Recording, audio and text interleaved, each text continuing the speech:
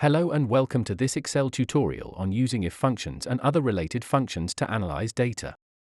In this tutorial, we'll be working with a sales dataset to demonstrate the power and flexibility of these functions. Let's get started. The if function is one of Excel's most powerful and versatile functions. By itself, it allows you to make logical comparisons between a value and what you expect. An if statement can have two results. The first result is if your comparison is true, the second if your comparison is false. Let's begin by understanding the basic syntax of the standard if function. Write equals if, open bracket. The function will now ask for a logical argument, such as C2 greater than 100. We'll type this in and press comma, which will take us to the part of the syntax which will be used if the above statement is true. In here we'll write yes in speech marks. Then press comma to take us to the value if false part of the syntax, which we'll add in no in speech marks. For example, if we want to check if the amount in cell C2 is greater than 100, we would write equals if open bracket, C2 greater than 100 comma, yes in speech marks, comma, no in speech marks, close bracket. The if function also functions as part of the regular functions such as sum, count, average, max and min, to perform these functions if they meet the given criteria. In this example, we'll look at various ways to utilize them. Let's start with the count of sales in different regions. To count the number of sales in different regions, north, south, west, and east, we'll use the COUNTIF function. This function can check a selected range and count the number of times a given criteria occurs. In this example, we'll be looking for a text string like north, south, east, or west. We'll use references where we can, so if you have not watched the previous video on relative and absolute cell references, please watch that first.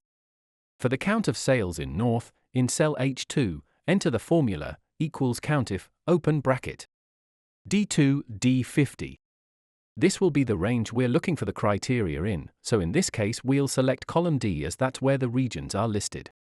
We'll then press the F4 key to lock this reference in place. This is so when we use the fill handle to repeat the function for the other regions, the range that the function looks for the criteria in remains constant. Now we'll press the comma key, and this will move us on to the second part of the syntax, the criteria.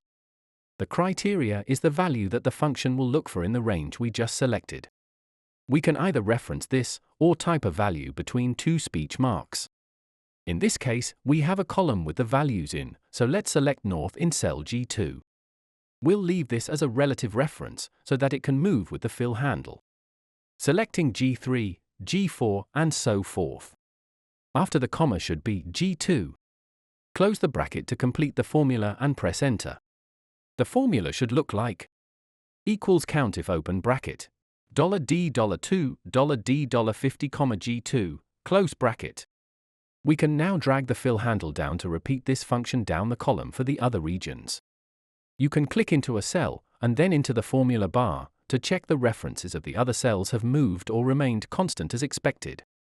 The ranges will display colors corresponding to the references to make it easier to spot mistakes.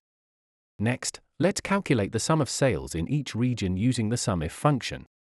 The syntax is equals SUMIF open bracket, the range, and then the criteria, like before. But this time, in order to add up numbers, we have an extra part to this function, the sum range. As we'll still be looking at regions, the first two parts of this function are the same as before. D2, D50 for the range we're looking for our criteria in, then we'll lock it into place with F4. The criteria will be referenced again, this time with G9. Then finally we have the sum range. This will be the numbers we want added up if the criteria is met. So we'll select the column of values running parallel to our criteria range. In this example, it's column C. Then we'll also fix this range into place with F4. Finally, close the bracket on the function and press enter. Your function in cell H9 should look like equals SUMIF, open bracket, $D$2, $D$50, comma, G9, comma, $C$2, $C$50, close bracket. Once you're happy, you can use the fill handle to again repeat this function down a column if needed. If you can't reference cells for one reason or another, remember you can write a criteria in speech marks like shown on screen instead. Next, what happens when we want something a little more specific, such as numerical criteria?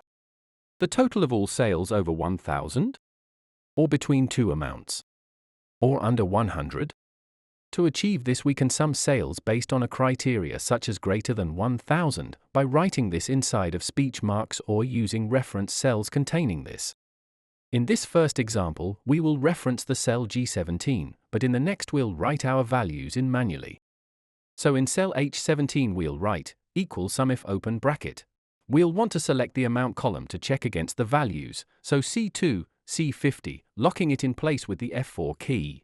Then press comma to move to the criteria and we'll select G17 containing greater than 1,000. Then pressing comma to move to the sum range. In this case it will be the amount column again, because these are the values we'll want totaling. Lock it into place with F4 again. And press enter. This will calculate the sum of sales greater than 1,000. If however we want to look up sales between two values, this would require us to check two criteria. We can use the slightly more complex version of the formula by adding an S to our function. Making equal sum ifs. This version of the function will allow us to write parts of the formula multiple times one after another to allow for multiple criteria. For summing sales within a range, such as between 100 and 1,000, we will have one criteria which will be greater than or equal to 100, and another criteria which will be less than or equal to 1,000. When writing this function, we will start with equal sum ifs, open bracket, then selecting the sum range first. In the ifs function, the sum range goes first when you have multiple criteria, meaning that the column we want to add up, that will be column C, goes first.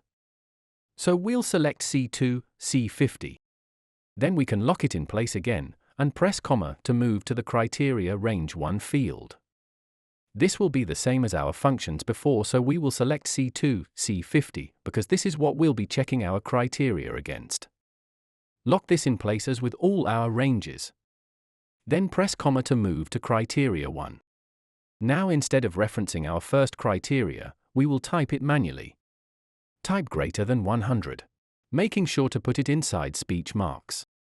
Then press comma to complete the first part of the function related to our first criteria. And now we can write in the part for our second criteria. Our range for criteria range 2 will be the same as before, column C, C2, C50. After pressing comma, we can add our criteria 2 inside speech marks again, and this time it'll be less than or equal to 1,000. Once this is complete, close the brackets and press enter to see the value. For less than 100 we can use a sum if again. Just remember, when using a single criteria, the sum range is on the end of the function, not the beginning. To count the number of sales by year, use the COUNTIFS function, which allows for multiple criteria like any of the ifs functions with the S on the end. To calculate the number of sales in 2021, let's start by making sure the dates are referenceable. I have put the 1st of January, 2021 into a cell here. We can then convert the number format to a custom format that is comprised of 4 Ys. Y. This will then only show us the year, but will remain able to work in functions with the full date. If you have not watched the video on number formatting already, please give it a watch. Once the dates are viewing correctly, let's start the function in cell H24. Equals COUNTIFS, open bracket. E2, E50 will be the criteria range 1 as this contains the dates we want to check against. Let's press F4 to lock this range in place, and the comma key to move on to the criteria 1. Now this time, as we're going to reference the cells with dates in, we will need to add an operator. First we want to add a greater than in speech marks. Space, and then an ampersand symbol. This will dictate that the greater than should look to a cell reference we're about to write. We'll add G23 in this case, which is the date we'll want to start from. This will be the first part of the function, so we can press the comma key to finish this and move on to the criteria range 2. We'll select the date range again as the second range, and then pressing comma to move to the criteria 2. This time we want it to be less than, so we'll put a less than symbol between two speech marks. Then ampersand. Then we'll select G24 as this is the date we want to include dates before this. Both of the criteria ranges should be fixed, but the criteria should be relative. This means that the fill handle can be dragged to repeat this function down the column for the rest of the dates. Instead of referencing the cells for criteria, we can also type dates directly into the function, like it's shown on the screen now, between speech marks. Finally, let's build a table using the COUNTIFs function to count sales by both item and salesperson. We'll use absolute and relative references to make sure we can build the table efficiently. Let's start by typing into cell K3 equals COUNTIFs open bracket.